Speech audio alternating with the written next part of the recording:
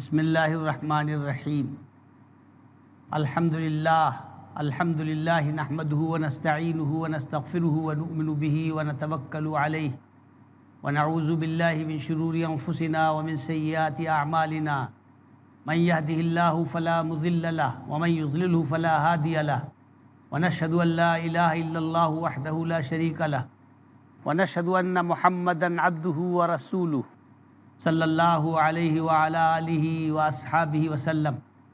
اما بعد، برادران اسلام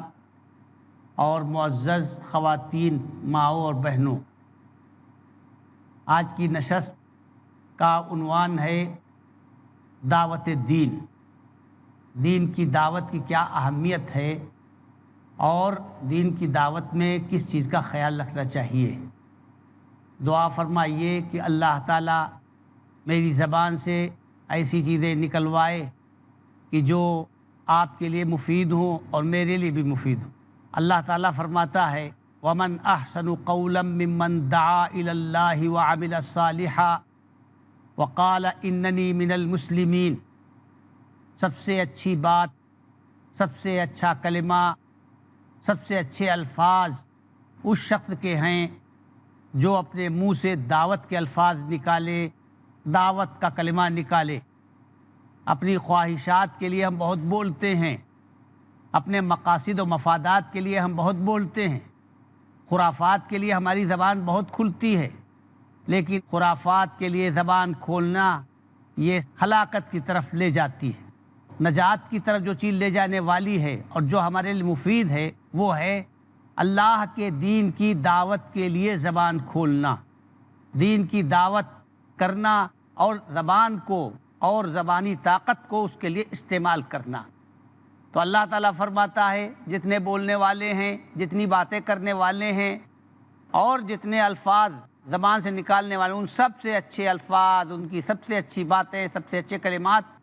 اس شخص کے ہیں جو اللہ کی طرف بلائے، جو دین کی طرف بلائے، اللہ تعالیٰ کی طرف بلائے اور اچھے عمل بھی کرے اور اللہ تعالیٰ کا شکریہ ادا کرتے ہوئے کہے اننی من المسلمین، کہ اللہ کا فضل ہے، اللہ کا شکر ہے کہ میں مسلمان ہوں۔ دعوت دین کی اہمیت سے کوئی انکار نہیں کر سکتا، مگر دعوت دین کے لیے حکمت، تدبر، دانائی، دانشمندی، عاقبت اندیشی بہت ضروری ہے۔ دعوت کے کام میں پھونک پھونک کر قدم رکھنا پڑتا ہے، اور کوئی ایسا قدم اگر اٹھایا گیا جو دعوت کے لیے نقصان دہ ہے تو پھر دعوت کا درخت پھل دینا اس کا رک جاتا ہے۔ سب سے زیادہ احتیاط اس کی کرنی چاہیے کہ دین کی دعوت دیتے وقت جو با اثر طبقہ ہے، جس کے پاس حکومت ہے، جس کے پاس اقتدار ہے، اس سے ٹکرانے کی کوشش نہیں کرنی چاہیے۔ اگر ارباب اقتدار سے آپ ٹکرائیں گے، اس میں تو کوئی شک نہیں کہ حکومت کے لوگ، اقتدار کے لوگ، جن کے پاس پاور ہے، چاہے وہ دولت مند ہوں، چاہے وہ سیاسی لیڈر ہوں، چاہے وہ حکومت کے افسران ہوں، ہمیشہ دینی دعوتیں ان لوگوں کے خلاف پڑتی ہیں، کیونکہ دین خواہشات کے خلاف ہے اور یہ لوگ اپنی خواہشات رکھتے ہیں، بلکہ خواہشات پوری کرنے میں یہی لوگ سب سے آگے ہوتے ہیں، خواہشات پوری کرنے کے لیے ان کے پاس وسائل ہوتے ہیں، تو یہ دعوت دین کے خلاف ہو جاتے ہیں۔ لیکن دعوت دین کے یہ خلاف ہوا کریں، آپ صبر کیجئے، آپ تحمل سے کام لیجئے، آپ برداشت کیجئے، آپ ان سے ٹکرائیے نہیں، آپ ان کے مد مقابل نہ آئیے۔ رسول اللہ صلی اللہ علیہ وسلم نے یہی طریقہ اختیار کیا تھا۔ مکی زندگی کے اندر حضرت صلی اللہ علیہ وسلم نے صبر اور تحمل اختیار کیا اور اپنے رفقا کو صبر اور تحمل کی تعلیم دی۔ ابو لہب سے آپ ٹکرائے نہیں، ابو جہل سے آپ ٹکرائے نہیں، امیہ بن خلف سے آپ ٹکرائے نہیں، بلکہ صبر کے ساتھ آپ دین کی دعوت دیتے رہے۔ اللہ تعالیٰ فرماتا ہے اور اہل کتاب میں جو مشرکین ہیں ان سے سب سے آپ ایسی باتیں سنیں گے کہ جو تکلیف دہ ہوں گی۔ پہلے بھی سنتے تھے لوگ، آج بھی ہم سن رہے ہیں۔ کہیں یورپ رسول اللہ صلی اللہ علیہ وسلم کی توہین کر رہا ہے، کبھی ایسے فوٹو شائع کرتا ہے کہ جس سے مسلمانوں کو اذیت ہوتی ہے، لیکن جنگ و جدل کا بازار گرم کرنا، اس سے ہم کو فائدہ نہیں ہوگا۔ اگر ہم دعوت دین دے رہے ہیں تو ٹکرانے کے بجائے تحمل، برداشت سے کام لینا پڑے گا۔ تو رسول اللہ صلی اللہ علیہ وسلم نے دینی دعوت کے اندر ٹکرانے کا راستہ اختیار نہیں کیا، تصادم کا راستہ اختیار نہیں کیا۔ آپ چاہتے تو ابو جہل سے ٹکرا جاتے، آپ چاہتے تو ابو لہب سے ٹکرا جاتے، لیکن آپ ان سے نہیں ٹکرائے، بلکہ چھپ کر، پوشیدہ طریقے پر، لوگوں کی نگاہوں سے بچ کر آپ دار ارقم کے اندر تشریف لے جاتے تھے، اور وہاں جو آپ کے ماننے والے تھے اور آپ پر ایمان لانے والے، وہ چپکے سے لوگوں کی آنکھیں بچا کر دار ارقم میں جمع ہو جاتے تھے، اور آن حضرت صلی اللہ علیہ وسلم سے قرآن سیکھتے تھے، اللہ کا پیغام سیکھتے تھے، اللہ کے دین کی تعلیم حاصل کرتے تھے اور تربیت حاصل کرتے تھے۔ سعید ابن زید ابن عمرو کے مکان میں بھی دینی دعوت ہوتی تھی چپکے سے، چونکہ دین فطرت کے موافق ہے، غریبوں کے دل کی آواز ہوتا ہے، ظلم کے خلاف ہوتا ہے دین، ناانصافی کے خلاف ہوتا ہے دین، بے ایمانی اور بددیانتی کے خلاف ہوتا ہے دین۔ جو لوگ سنگ دلی اختیار کرتے ہیں، جو غریبوں پر رحم نہیں کرتے، دین ان کے خلاف ہوتا ہے۔ تو غریب لوگ، کمزور طبقہ، انصاف پسند طبقہ دین کی طرف بڑھتا ہے، کیونکہ دین ان کے دل کی آواز ہوتا ہے۔ ہر اچھا آدمی ظلم کے خلاف ہوتا ہے، ہر اچھا آدمی بے ایمانی اور بددیانتی کے خلاف ہوتا ہے۔ ہر غریب کی آواز ہوتی ہے کہ ایسی چیز آئے جو برابری کی تعلیم دے۔ تو دین کے اندر ظلم کی مخالفت، بے ایمانی اور بددیانتی کی مخالفت، غریبوں کے ساتھ ہمدردی کی تعلیم، اس لیے غریب طبقے کے دل کی آواز ہوتی ہے دین، اور سب سے پہلے غریب طبقہ گروہ در گروہ سچے دین کے اندر داخل ہوتا ہے۔ تو جب رسول اللہ صلی اللہ علیہ وسلم دار ارقم کے اندر دین کی دعوت دیتے تھے یا دار سعید کے اندر دین کی دعوت دیتے تھے، تو گروہ در گروہ لوگ آپ کے پاس آتے تھے اور ایمان قبول کرتے تھے۔ اسی میں حضرت بلال حبشی بھی تھے، اسی میں حضرت عمار بھی تھے، اسی میں حضرت عمار کے والد حضرت یاسر بھی تھے، اور دیگر صحابہ بھی تھے۔ اور اگر کبھی صحابہ کرام نے آ کر رسول اللہ صلی اللہ علیہ وسلم سے عرض کیا کہ اللہ کے رسول، مصیبتیں بڑھ گئی ہیں اور شدت حد سے تجاوز کر گئی ہے، اور کفار قریش کے مظالم کا پیمانہ لبریز ہو چکا ہے، تو رسول اللہ صلی اللہ علیہ وسلم نہ مشتعل ہوتے تھے اور نہ کسی کو مشتعل ہونے دیتے تھے۔ رسول اللہ صلی اللہ علیہ وسلم ایک مرتبہ گزرے تو دیکھا کہ عمار ابن یاسر کے باپ اور عمار ابن یاسر کی ماں، یعنی حضرت یاسر رضی اللہ تعالیٰ عنہ اور حضرت سمیہ رضی اللہ تعالیٰ عنہ کو ان کے آقا مکے کی تپتی ہوئی ریت میں دوپہر کو لے گئے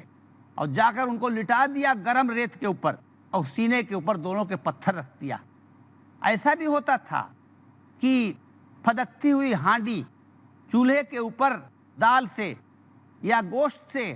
یا کسی طرح کے کھانے سے ہانڈی کھول رہی ہے، اور وہ کھولتی ہوئی ہانڈی حضرت سمیہ رضی اللہ تعالی عنہا کے سر پہ رکھ دی گئی، اس سے ان کے بال جل گئے، ان کی کھال جل گئی۔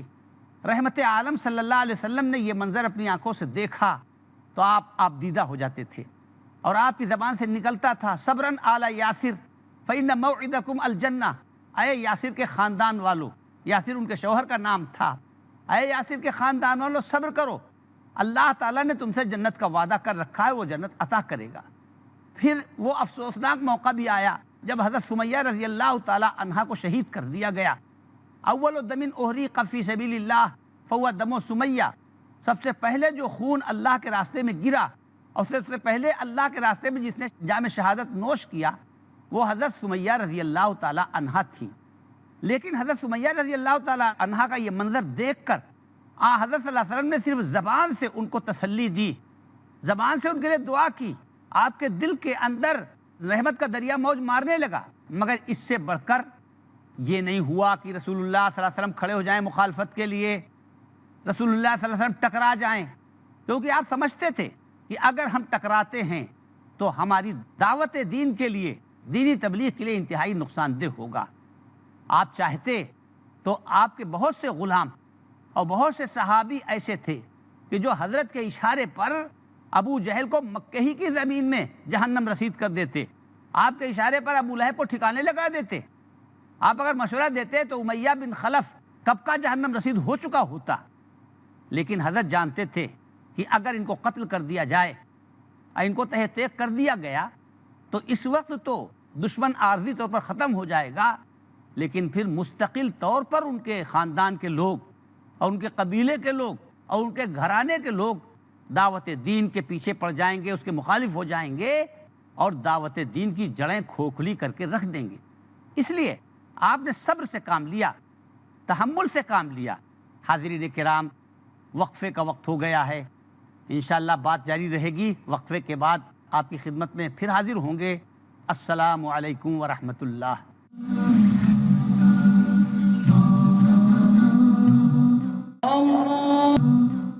حاضرین، بات یہ چل رہی تھی کہ پھر وہ افسوسناک موقع بھی آیا جب حضرت سمیہ رضی اللہ تعالی عنہا کو شہید کر دیا گیا۔ اول دم احریق فی سبیل اللہ فہو دم سمیہ، سب سے پہلے جو خون اللہ کے راستے میں گرا اور سب سے پہلے اللہ کے راستے میں جس نے جام شہادت نوش کیا وہ حضرت سمیہ رضی اللہ تعالی عنہا تھی۔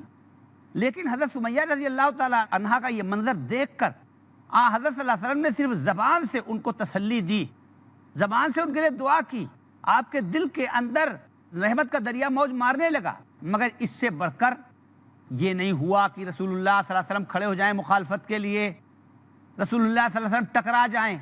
کیونکہ آپ سمجھتے تھے کہ اگر ہم ٹکراتے ہیں تو ہماری دعوت دین کے لیے، دینی تبلیغ کے لیے انتہائی نقصان دہ ہوگا۔ آپ چاہتے تو آپ کے بہت سے غلام اور بہت سے صحابی ایسے تھے کہ جو حضرت کے اشارے پر ابو جہل کو مکہ ہی کی زمین میں جہنم رسید کر دیتے، آپ کے اشارے پر ابو لہب کو ٹھکانے لگا دیتے۔ آپ اگر مشورہ دیتے تو امیہ بن خلف کب کا جہنم رسید ہو چکا ہوتا، لیکن حضرت جانتے تھے کہ اگر ان کو قتل کر دیا جائے اور ان کو تہ تیغ کر دیا گیا تو اس وقت تو دشمن عارضی طور پر ختم ہو جائے گا، لیکن پھر مستقل طور پر ان کے خاندان کے لوگ اور ان کے قبیلے کے لوگ اور ان کے گھرانے کے لوگ دعوت دین کے پیچھے پڑ جائیں گے، اس کے مخالف ہو جائیں گے اور دعوت دین کی جڑیں کھوکھلی کر کے رکھ دیں گے۔ اور حضرت خباب بن ارت رضی اللہ تعالی عنہ رسول اللہ صلی اللہ علیہ وسلم کی خدمت میں حاضر ہوئے، اور حضرت خباب بن ارت رضی اللہ تعالی عنہ وہ تھے کہ جن کو آگ کے انگاروں کے اوپر لٹا دیا جاتا تھا اور ان کی کھال جل جاتی تھی اور چربی ان کی پگھل جاتی تھی۔ تو رسول اللہ صلی اللہ علیہ وسلم خانہ کعبہ کے سائے میں ٹیک لگائے بیٹھے ہوئے تھے، اور حضرت خباب بن ارت حضور صلی اللہ علیہ وسلم کی خدمت میں حاضر ہوئے، رونے لگے اور کرتا اٹھایا اور اٹھا کر پیٹھ کے داغ دکھلانے لگے کہ اللہ کے رسول دیکھیے، آگ کے اوپر لٹا کر میری پیٹھ داغ دی گئی ہے، میری کھال جل گئی، گوشت جل گیا، ہڈیاں نظر آ رہی ہیں۔ رسول اللہ صلی اللہ علیہ وسلم آپ دیدہ ہو گئے۔ حضرت خباب نے عرض کی الا تدعو لنا الا تستنصر لنا، آپ ہمارے لیے دعا فرمائیے، آپ ہمارے لیے اللہ تعالیٰ سے نصرت طلب کیجئے۔ تو حضرت ٹیک لگائے بیٹھے تھے، سیدھے ہو گئے، اور اس کے بعد آپ نے فرمایا کہ خباب، یہ تو ایمان کی تاریخ ہے، ایمان کی پوری تاریخ قربانیوں سے بھری پڑی ہے۔ جب ایمان کی دولت کسی کو نصیب ہوتی ہے اور جب اللہ تعالیٰ کسی کے دل میں ایمان کی نعمت ڈالتا ہے اور ایمان کی امانت رکھتا ہے تو اس کو بڑی قربانیاں دینی پڑتی ہیں۔ یہ نئی بات نہیں ہے، تم سے پہلے بھی لوگوں نے جب ایمان اختیار کیا تو ان کو زمین کے اندر گاڑ دیا گیا، کمر تک ان کو زمین میں اتار دیا گیا اور زمین کو پاٹ دیا گیا، اور اس کے بعد ان کے سر کے اوپر آرا رکھ کر ان کے دو ٹکڑے کر دیے گئے،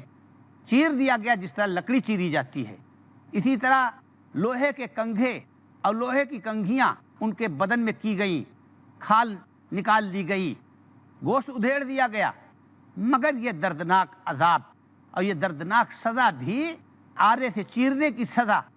کھال کے اندر کنگھیاں کرنے کی سزا بھی ان کو اللہ کے دین و ایمان سے روک نہیں سکی۔ اس لیے خباب بن ارت، یہ شہادت گاہ الفت میں قدم رکھنا ہے۔ لوگ آسان سمجھتے ہیں مسلمان ہونا، مسلمان ہونے کے معنی ہے قربانیوں کو دعوت دینا۔ تو خباب، ایمان کی تو قیمت ادا کرنی پڑے گی، قربانیاں دینی پڑیں گی، مگر ان قربانیوں کے نتیجے میں پھر ایسا وقت آئے گا کہ صنعاء سے لے کر حضرموت تک، صنعاء اور حضرموت یہ دو شہر تھے جن میں کافی فاصلہ تھا، وہاں کا راستہ خطرناک تھا، دن دہاڑے لوگ لوٹ لیے جاتے تھے، اس راستے پہ کوئی چیز معمول نہیں تھی۔ آپ نے فرمایا کہ ان قربانیوں کے نتیجے میں پھر وہ دن آئے گا اور امن عام ہوگا اور اسلام کا سکہ بیٹھے گا کہ صنعاء سے حضرموت تک اکیلا آدمی چلے گا اور کوئی اس کو تعارض کرنے والا اور چھیڑنے والا نہیں ہوگا۔ حضرت خباب بن ارت فرماتے ہیں کہ رسول اللہ صلی اللہ علیہ وسلم کی یہ پیشین گوئی میں نے اپنی آنکھوں سے دیکھ لی، تو عرض کرنے کا منشا یہ ہے کہ دعوت کی اہمیت اور دعوت کی فضیلت اس سے انکار نہیں،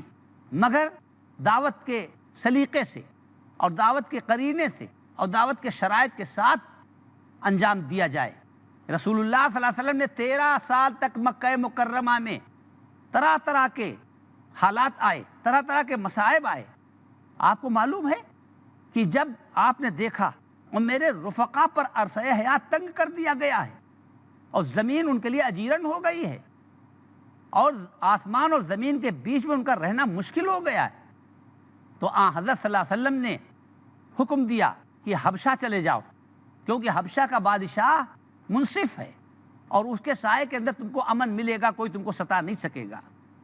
80 حضرات حبشے میں چلے گئے، بڑے بڑے خاندان کے لوگ حبشہ چلے گئے، لیکن رسول اللہ صلی اللہ علیہ وسلم نے کبھی ٹکراؤ کا راستہ اختیار نہیں کیا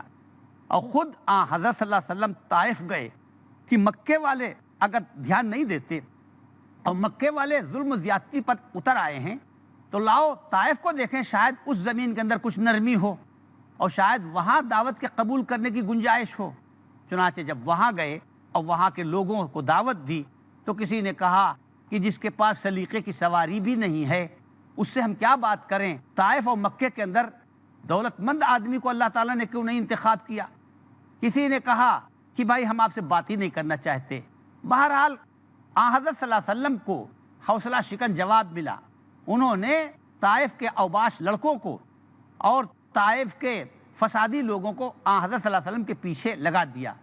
حضرت صلی اللہ علیہ وسلم طائف سے لوٹ رہے تھے اور یہ ان کے اوپر پتھروں کی بارش کر رہے تھے اور آپ لہو لہان ہو جاتے تھے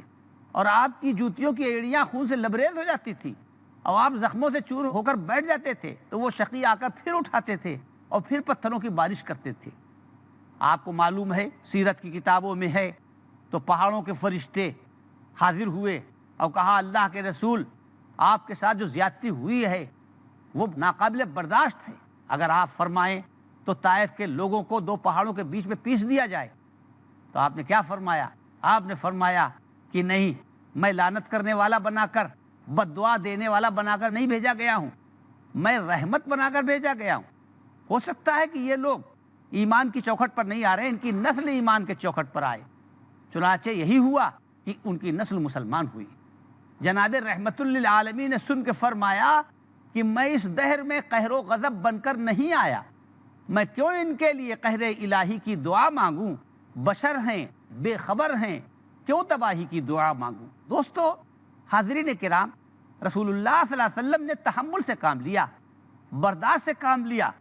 ٹکرائے نہیں۔ 13 سال تک انتہائی تحمل اور صبر اور برداشت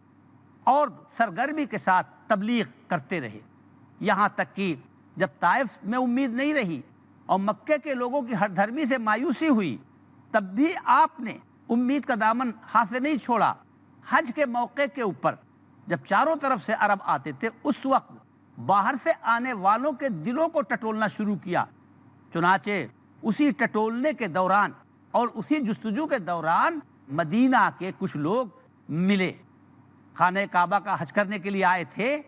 وہ ملے، ان کو آپ نے دین کی دعوت دی اور ان کے دلوں میں نرمی پیدا ہوئی اور انہوں نے دین کو قبول کیا اور انہوں نے وعدہ کیا کہ اگلے سال ہم اور زیادہ تعداد میں آئیں گے۔ چنانچہ اگلے سال وہ اور زیادہ تعداد میں آئے۔ جب زیادہ تعداد میں آئے اور انہوں نے رسول اللہ صلی اللہ علیہ وسلم سے درخواست کی کہ آپ خود بھی اور اپنے رفقا کو بھی مدینہ منورہ لے کر چلیے، اس جگہ کو چھوڑ دیجئے، یہ لوگ آپ کی قدر نہیں کرتے، تو آپ کے چچا حضرت عباس رضی اللہ تعالیٰ عنہ جو ابھی مومن نہیں ہوئے تھے، اسلام نہیں لائے تھے مگر اپنے بھتیجے کی حمایت میں تھے، وہ بھی گئے حضرت صلی اللہ علیہ وسلم کے ساتھ انصار مدینہ سے بات کرنے کے لیے، اور انہوں نے خوب کھول کر بات کہی کہ میرے بھتیجے کو تم لے جا رہے ہو تو جس طرح اپنی اولاد کی حفاظت کرتے ہو، جس طرح اپنے خاندان کی حفاظت کرتے ہو، اسی طرح تم کو محمد ابن عبداللہ کی حفاظت کرنی پڑے گی۔ اگر تم ایسا وعدہ کرو اور تم ہم کو اطمینان دلاؤ تو ہم محمد کو تمہارے حوالے کریں گے اور ہجرت کرنے کی اجازت دیں گے۔ ان لوگوں نے کہا کہ جیسے ہم اپنے خاندان کی حفاظت کرتے ہیں اپنی جانوں کی، اس سے بھی بڑھ کر ہم رسول اللہ صلی اللہ علیہ وسلم کی حفاظت کریں گے۔ تب حضرت عباس رضی اللہ تعالیٰ عنہ نے بھی ان کی ہاں میں ہاں ملائی۔ بہرحال اللہ کا حکم بھی آیا، اجازت آئی کہ اب آپ کو ہجرت کی اجازت ہے۔ تب رسول اللہ صلی اللہ علیہ وسلم نے مدینہ منورہ کی طرف ہجرت کی اور اپنے صحابہ کو ہجرت کا حکم دیا۔ جب مدینے کے اندر جا کر اکثریت آپ کے ہاتھ میں آ گئی اور اکثریت کی حکومت قائم ہو گئی اور ایک فوجی نظام قائم ہوا، تب جا کر آپ نے کفار قریش کو للکارا، اور للکارا نہیں بلکہ کفار قریش نے للکارا اور رسول اللہ صلی اللہ علیہ وسلم نے ان کی للکار کا جواب دیا۔ اللہ تعالیٰ کی آیت اتری، بغیر اذن الہی کے حضرت نے اقدام جہاد نہیں کیا۔ اذن للذین یقاتلون بانہم ظلموا، اللہ تعالیٰ فرماتا ہے کہ جن لوگوں سے جنگ کی جا رہی ہے اور جن لوگوں کو گھر میں رہنا دوبھر کر دیا گیا ہے